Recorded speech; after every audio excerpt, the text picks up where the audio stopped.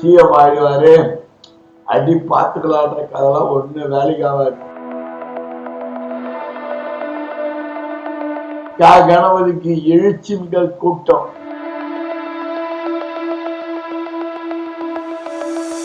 போட்டுறான் கோடியில. அவன் கொட்டுவா SRM காலேஜுக்காரன்ல.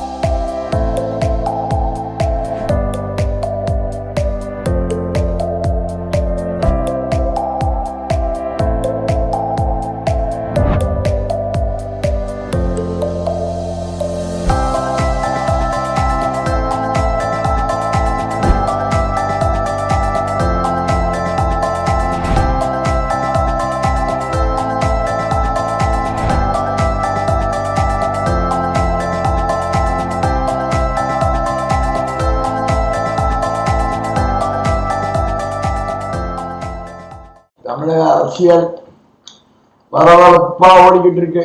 இதுல விஜய் சங்கீதா விவகாரத்தின் முன் வீடியோ கான்பரன்ஸில் ஆஜரான விஜய் ஓகே சொன்ன மனைவி திடீர் ட்விஸ்ட். அதெல்லாம் நடிகரும் தமிழக வெற்றி கழகத்தின் தலைவருமான விஜய் மற்றும் மனைவி சங்கீதா விஜய் இடையிலான விவகாரத்து வழக்கு விசாரணை ஒத்திவைக்கப்பட்டுள்ளது.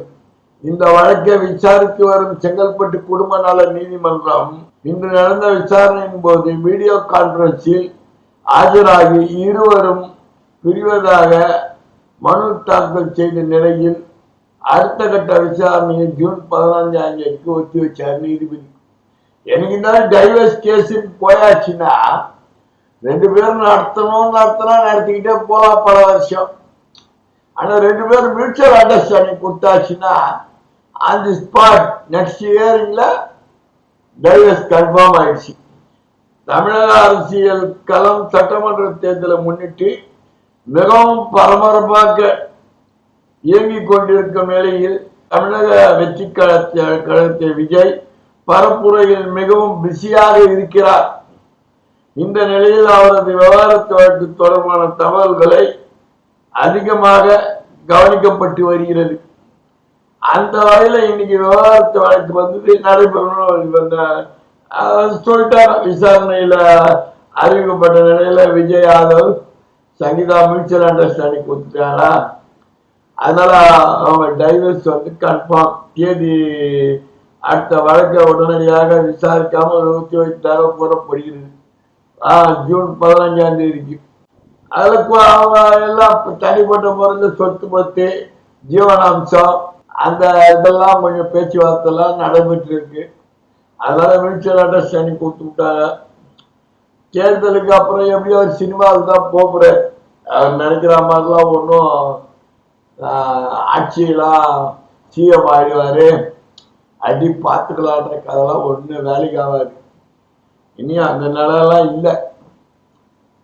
இப்போ ஏண்டா தேர்தல நின்னோம், போற இடம்லாம் இப்படி கூட்டம் வருது, அதனால நமக்கு தான் ஓட்டு, நம்ம தான் ஆட்சி அமைப்போம் அப்படின்னு சொல்ற.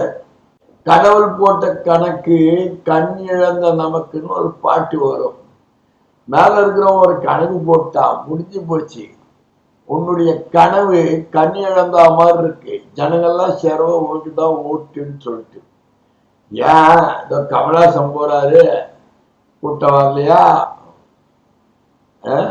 பிரகாஷ்ராஜ் பேட்டி கொடுத்தா 50 பேர் உட்காந்து பார்க்கறான் டிவி சேனல்ல உட்காந்துக்கிட்டு. நாகரிகமா பேட்டி கொடுக்குறாங்க, வராங்க. சினி நடிகை எல்லாம் ஏடிஎம்கேலையும் கூட்டம் போடுறாங்க, சினிமா நடிகை எல்லாம் போறாங்க, பேசுறாங்க, கூட்டம் வருது. கூட்டம் வர்றதெல்லாம் வச்சு நம்ம ஆட்சி முடிச்சிடலான்னு கணக்கு, தப்பு கணக்கு போடாது. கேட்ட பரப்புரை பயங்கரமா இருக்கு. விஜய் கட்சியினுடைய பரப்புரை பயங்கரமா இருக்கு.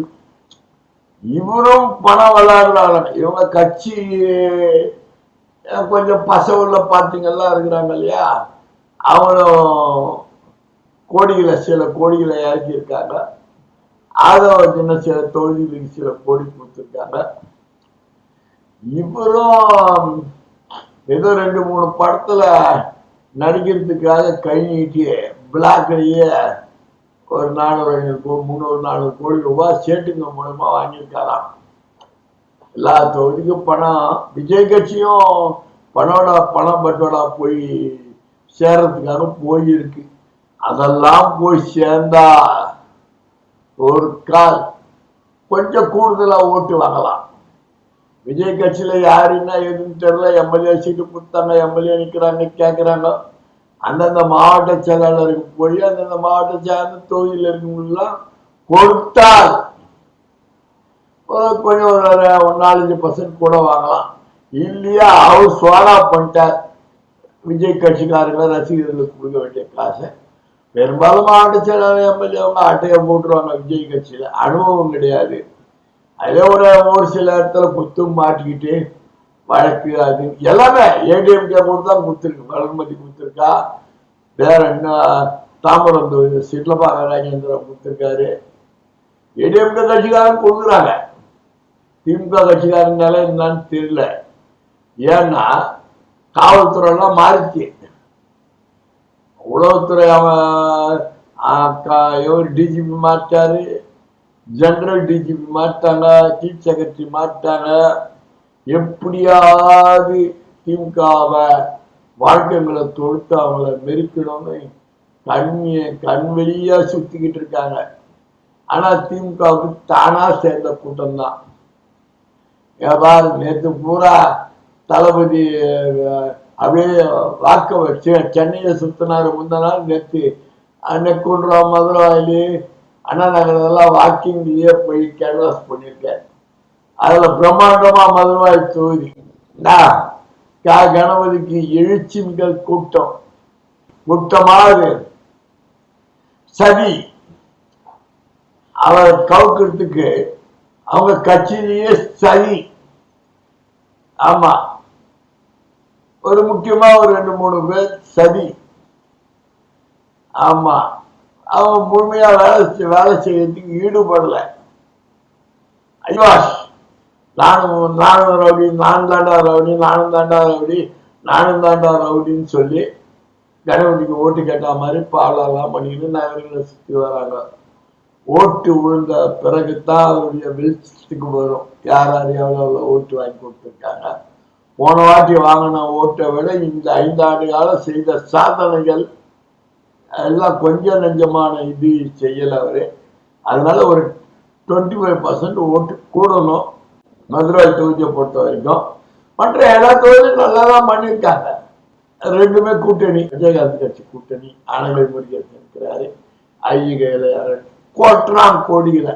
அவன் கொட்டுவா எஸ்ஆர்எம் காலேஜுக்காரன்ல கொள்ளடிச்சு வச்சிருக்காங்கல்ல, பல 100-1000 கோடி கொள்ளடிச்சு வச்சிருக்கான். அரசுக்கெல்லாம் நிறைய பாக்கியங்கள்லாம் இங்க இருக்கு.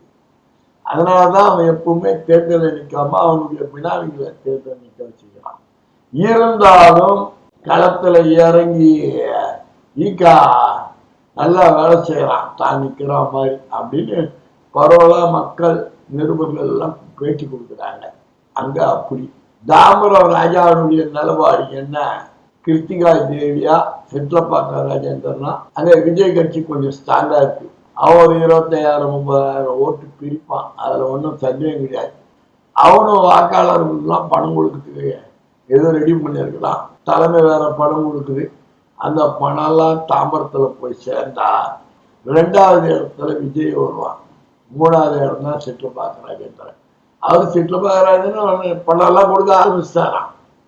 இப்ப விஜய் கட்சிக்கும் பணம் போய் சேர்ந்து இருக்குது. அந்த பையன் கில்லி சரத்தா கில்லி சுரேஷம், அந்த பையன் பணத்தை வாங்கின பணத்தை எல்லா கட்சிக்காரர்களுக்கு, அவங்க விஜய் கட்சியில் இருக்கவங்களுக்கு, நீ சேர்த்த 700 பேருக்கு, அவங்களால சேர்த்த 4000 பேருக்கு எல்லாம் காசு பணம் போய் தாமரம் தொகுதியில் விஜய் கட்சியை சேர்த்தால் 2வது இடத்துல கனவு காணலாம். ஆமா, இப்படி அரசியல் கனவு சூடா போய்கிட்டு இருக்கு. விரைவில் சந்திப்போம் அடுத்த காணொலியில்.